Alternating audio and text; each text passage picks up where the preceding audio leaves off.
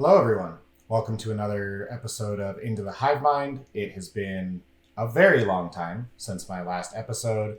I've had a ton of life developments going on. Crashed my car, lost my job, got engaged, lots of ups and downs. But actually been pretty busy with the bugs. This is actually going to become a two-part video. The first part being just kind of a briefer overview of all the tournaments I attended with the new NID Codex before it got nerfed and before Nephilim came out. And then I will have a second video of the two events that I have attended in the last weekend and the list that I am playing currently, which I am very excited about. So for those of you who've been waiting for this video, again, apologies for the delay. Sorry it's taken so long. Like I said, life definitely threw me a bit of a curveball. So, the new NID book, it was really good. Honestly, it was another kind of a reason why I went radio silent for a while. A lot of people were just complaining about how good the NID book was. It being just completely the most powerful army, people winning majors and GTs with them left and right, having a 65% win rate at least. So I figured nobody really wanted to hear about me saying, hey guys, guess what? I won with Tyranids. So, but I'm here to tell you now, hey guys, guess what? I won with Tyranids. So let's go over some of the events that I attended. First off was the Battleshock GT, which was actually here in Colorado, was one of our first majors since the pandemic to be hosted again. And basically 6-round event. I think we had 68, 70 something players. And 6-round event held over 2 days.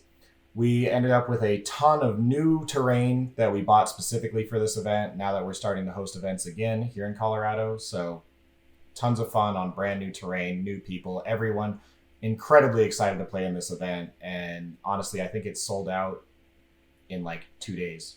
And again, it was like a 64 to 78 person event, something like that. But this was back in April. Finally, I figured out what NID list I wanted to run. And I was running basically a Kraken battalion with Reaper of Obliterax Flyrant, 2 giant bricks of 9 warriors with bone swords, adrenal glands, and death spitters, no venom cannons. And then trying to remember all of this, but basically I was running a single harpy with the dermic symbiosis.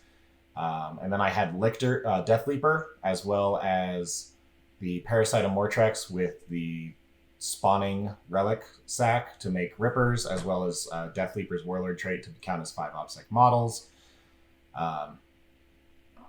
Just a really standard list. The things that were weird about it was the fact that I did not have any Raveners or Carnifexes, and only a single Harpy, and the fact that I was running Kraken, which I think at the time only me and Lennon were doing, at least as far as I heard. But just kind of a quick overview of the Battleshock event. Round 1 went into Mario playing Blood Angels. Mario's a phenomenal guy and unfortunately is like an eternal judge, so he almost never gets to play the game. So he shows up with just the models he had. Was not a very competitive list, but it was some Blood Angels that were gorgeously painted. And the ridiculously overpowered Tyranids ended up winning against Blood Angels 98 to 34. I then go against Travis, who is on the other Colorado team, Mile High Militarum, and he was playing his Grey Knights. I ended up winning that game against Grey Knights 85 to 67. Round 3 was against Marshall Peterson. Marshall Peterson has been making waves lately, winning with his Necrons. He's won like 2 or 3 events, I'm pretty sure, and he won last weekend with an unbelievable perfect tournament, 6 rounds, 600 points, first place. So, but anyways, this game against Marshall Peterson he was running Blood Axes, and this was a very back and forth game of just massive bloodbath in the center, which honestly could have gone either way. Just kind of whoever came out on top at the end of turn 3 combat, it would snowball, and it did happen to be the Nids. So the Nids then ended up snowballing and ended up winning that game 97-51. Round 4 was against fellow teammate Ben Neal, playing his Grey Knights. This was a slight variation on the list that he ended up taking 7th at LVO with. But turns out the new Nids are even better than that. So ridiculously tight game that Ben somehow almost pulled back because I killed 1,200 points of his army in the first 2 turns. And then he was sitting there with 3 Dread Knights and a character for the rest of the game. From like the bottom of his turn 2 on, he had 3 Dread Knights and a character, but played exceptionally well where he killed anything that would be able to actually hurt his Dread Knights. And so suddenly I was left with nothing to be able to hurt him, and he just got to spend 4 turns with those 4 models walking through my army. He almost brought the whole game back, but I was able to just barely outscore him, winning the game 80-79. It was a 1-point game. And then round 5 was against another Matt, also playing Tyranids. He was playing the standard Leviathan list with double Harpy, Stranglethorn, Battleship Cannon, Hive Tyrant, because at the time you could run both heavy venom cannons, as well as, one of them was Shard Gullet. With bodyguards to protect, I think he also had double Maliceptor because that was really ridiculous back then. My list had Venom Throats, but it did not have a Maliceptor, which was the other kind of unique thing about it. That's not so unique anymore, but back then it definitely was. This game was honestly, I kind of trounced him. He overcommitted turn 1. He won first turn and threw both Harpies right in my face. And then shot at me, and I transhumaned my Harpy, which is what he shot at. And between the transhuman, the -1 to hit, and the 4-up invuln, I think even though he had Battleship, Hive Tyrant with Shard Gullet, and both Harpies, all of them shooting at me, I somehow lived with like 5 wounds left, having to CP one of the dice, one of the saves. So all I remember is he shot everything at my Harpy, and it was still basically fine. It was only degraded once. And then on my turn, the Flyrant with Lash Whip killed his Harpy, and my Zoanthropes and Swarmlord ridiculously smited and Psychic Screamed his other Harpy all the way down to 1 wound, where my warriors just shot it out of the sky with their Death Spitters. And then my warriors also made a charge into his Maliceptor and picked that up. So his turn 1, he only damaged my Harpy, and then my turn 1, I picked up both of his Harpies and a Maliceptor, and I think we ended up trading our Reaper of Obliterax Flyrants for each other. So I just had a massive lead from the start, and the game snowballed where I ended up winning 98-38. And then final game was against Michael Mann. At the time was not a teammate. Since then, he is now a Denver Mountain Troll, and we are very happy to have him on the team. But at this time, he's playing Drukhari, running the Thick City, or Thin City. It's kind of more Thick City than Thin. He had basically tons and tons of racks, but even more than that, he was running, I think, 17 Grotesques. Unfortunately for him, I kill Grotesques pretty easily. Our lists play in basically the exact same play style, but before the Tyranid nerfs, I just outstatted him in every way, and he was honestly kind of frustrated by it, understandably so. But he said there's nothing I can do. The mission that we were playing was 13, which was the 4 objectives across the center diagonal line, with only 1 in each of our deployment zones. I got first turn, and I literally raised 5 banners because of Kraken having ridiculous movement. I was actually able to put up all 4 banners in the middle and a banner in my deployment zone and say, "Your turn, come and get me." And then, wherever he decided to jump, the rest of my army just pounced on him, and I outstatted him in every sense of the word. So that was a win for me, 98-36. So I end up going 6-0, winning with the new Tyranid book. And yeah, got that little trophy there. And I think $200, which was pretty cool. Yeah, Battle Shock was a lot of fun. I can't even remember. I might have already done a video on Battle Shock. It's been that long, guys. After Battle Shock, I then go to the Storm of Silence.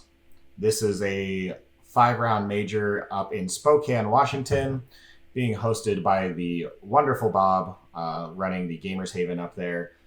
Fantastic guy. Any chance you get to talk to Bob, please do. I used to live up there, and I have to say, the way he treats his customers is incredible, and I love his shop and him. So yeah, any chance you guys get to go, it's phenomenal. But anyways, I'm running the exact same list. This is literally a week later. So, go to tournaments while your army's good. I also just go to a lot of tournaments anyways. And round 1, I am paired into Aaron, running some Death Guard. And with that, Aaron was a somewhat newer player. Kind of happens with those round 1 pairings where it's random. And he basically showed up with his buddy, and they were collectively hoping to win 3 games between them, I believe. But yeah, so honestly, this was more of a teaching game. But Tyranids are also just, I've always been good against Death Guard. I don't really know why. Their lack of speed versus my ridiculous speed allows me to completely control the state of the game.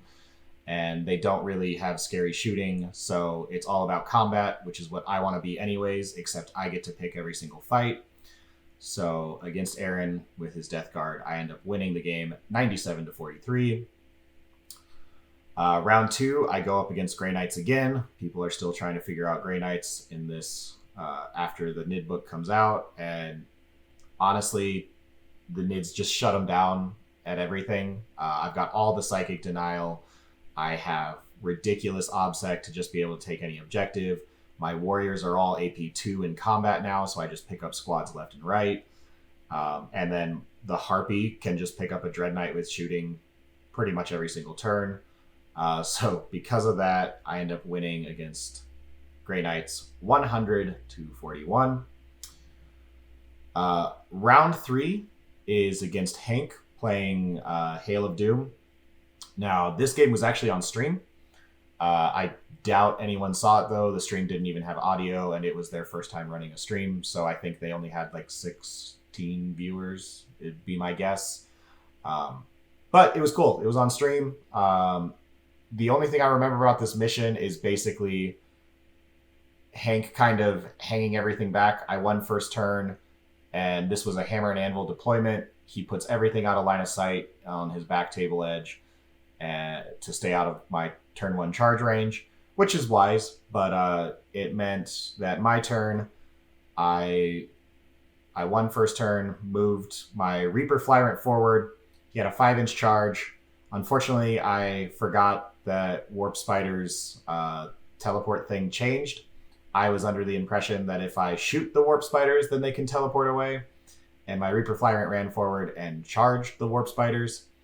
And then he moved 6 inches back behind some crates, making the charge impossible. So my Reaper Flyrant could do absolutely nothing turn 1, and he's just sitting there in the middle of the table right in front of an entire Hail of Doom army. So believe it or not, he just died instantly. However, the Tyranid Menace was not to be stopped. And even playing Reaper of Obliterax Flyrant down, I was able to just set up board control turn 1, and Hank's Eldar did have to come out eventually.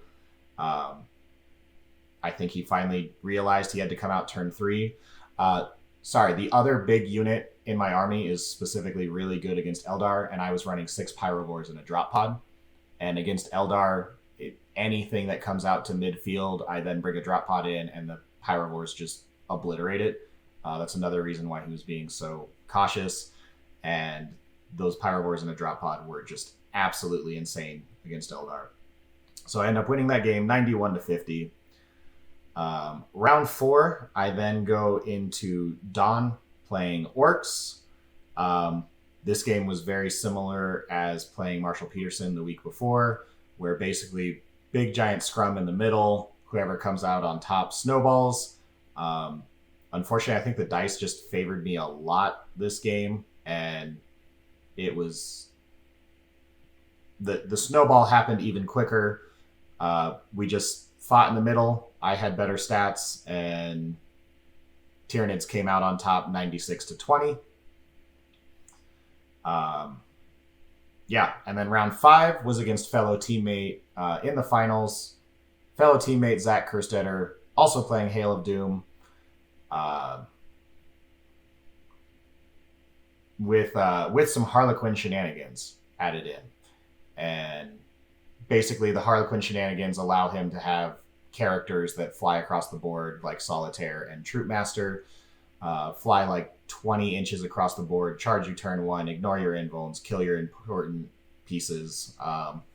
However, we were playing Mission 11, and this was also on stream, but basically playing Mission 11 meant that I had 3 objectives well within reach, very easy to hide behind. And I essentially just had my right flank with Tyrant Guard and the Reaper Flyrant, just ready to jump out to anything that goes on to hit the right side objective in his deployment zone. And then I was able to just camp everything else out of line of sight, just sit on objectives and say, your move, you got to come get me off, because eventually my Pyrovore pod is coming down. And Zach did end up hiding all of his like scatter laser bikes and or shuriken bikes, and most of his army in his backfield, because again, that drop pod coming in and just decimating anything that pokes its head out. Yeah, it's just really good. And essentially he just wasn't allowed to put anything on his third objective, because every time he did, the Flyrant would fly out, kill it, overrun back to my deployment zone, and there was nothing he could do about it. So essentially that whole game, even though almost nothing died, I just controlled the pace of the game. The mission was very favorable for me, and the drop pod Pyrovore threat made it where he just couldn't come out and actually play the way he wanted to. So final score in that game was 99-81. So at the end of 5 rounds, I'm 5-0, and the tournament is over. There are actually 3 undefeated people, all Tyranids. Somehow we ended up not playing each other at all. I kind of wish we had. I would have loved to play the mirror match again. But yeah, top 3 were all Tyranids, and however, I did have the most points among all of them, so I did end up winning the Storm of Silence major, which I was super happy about. I won the Storm of Silence back in 2017, back in 7th edition, and again, I love Bob, I love his store, I love his events. I go every year that I absolutely can, and they are some of the favorite events that I've ever been to. So yeah, it was a lot of fun. And ended up winning both the Battleshock GT and the Storm of Silence major. Although I think Battleshock was also a major because it was 6 rounds, and had 70 people. It's not really a thing anymore as far as GTs or majors. After the Storm of Silence, I get one final event in with the Overpowered Codex before the nerfs come in. This one I play Bug Eater in Omaha, I believe. And Bug Eater I do not do as well. Round 1, I go up against Scott playing Tau. And unfortunately, the buildings that we were playing on, he was running just mass crisis suits everywhere with plasma, which is really, really good against my warriors, especially if I run out of CP and can't -1 damage anymore. So Scott with his Tau basically ends up able to just shoot me off the table. I scored a lot early, but he was able to table me, I believe, turn 4, and then late game score turn 4 and 5, catch back up and surpass me. And so because of that, I end up losing round 1 against Scott and his Tau final score being 81-92. So now round 2, I am now 0-1, playing Andy with his Astra Militarum, also being 0-1. And I feel very sorry that he had a very cool thematic Guard Brigade that unnerfed Tyranids loved to eat some biomass. He did score a decent number of points, but I believe the game only lasted 3 turns because the Tyranid powerhouse was just ridiculously powerful and ended up winning that game 100-40. And then round 3 was against Ryan Olsen. For those of you who don't know Ryan Olsen, he is a phenomenal Eldar player, has been playing Eldar for a really long time. And this game was against him. He was running Hail of Doom. This was the mission where it's hold 2, hold 3, overrun, the offset objectives, where you basically have, it's Dawn of War deployment, but you each have 3 objectives on your half of the field, but your 2 objectives are kind of offset from your opponent's 2 objectives. This was a ridiculously close game. Essentially, I got first turn and had to be aggressive because that's the way this mission plays, and Ryan played ridiculously defensive, where I almost was able to hit nothing turn 1, and then he was able to jump out and strike back with everything, with all the firepower of this Hail of Doom list. He also had a webway gate that definitely helped him get some angles, and this game was so close, it literally came down to essentially positioning of troops on the center objective at the end of the game. I'm sorry, we were not playing the mission that was offset. This was the one where you cannot forward deploy because he had to put his gate in his deployment zone. And this game literally came down to, at the very, very end of turn 5, whoever holds the center gets 5 points for holding the center. And we kind of had a scrum over it where I had Pyrovores, a drop pod, and I think Swarmlord all sitting in the center trying to block out some Guardians. But the Guardians basically were able to charge the drop pod, get... I did give OBSEC to the Tyrant Guard from Swarmlord, or to the Pyrovores, but unfortunately, Ryan was able to literally get a single model on the objective more than me, and so he ends up winning the final objective. He gets the 5 points for holding that objective at the end of the game. So he wins 87-82. It was a 5-point game. Whoever held the center at the end, and he was able to beat me by a single model. Ridiculously close game. Ryan's a super fun guy, and I think I'm 0-2 against him now because I played him at Bug Eater 2 or 3 years ago, and he beat me in the finals. He won the event, and I took second.